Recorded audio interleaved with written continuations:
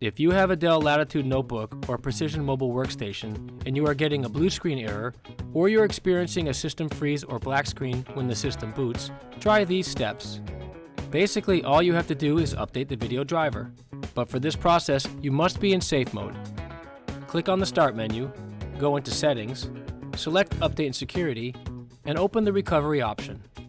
Under Advanced Startup, click on the Restart Now button.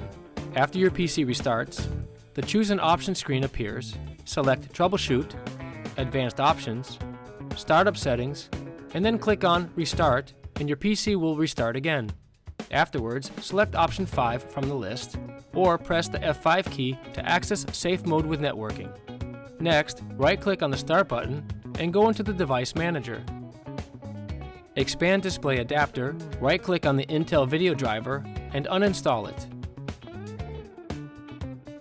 While still in safe mode, access the Dell website to get the latest driver. Go to dell.com/support, enter your service tag, or use Detect PC. Select Drivers and Downloads, verify your Windows operating system, and then in the category field, select Video. Look for the latest Intel video driver available, download and install it. If your system has no internet, then use a different computer. When you're done, restart your system. Whenever you need help or have questions, you can contact us through social media on Facebook or Twitter.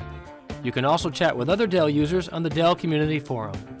Check out our other helpful videos on this channel and become a subscriber today. If you like this video, give it a like, and thanks for watching.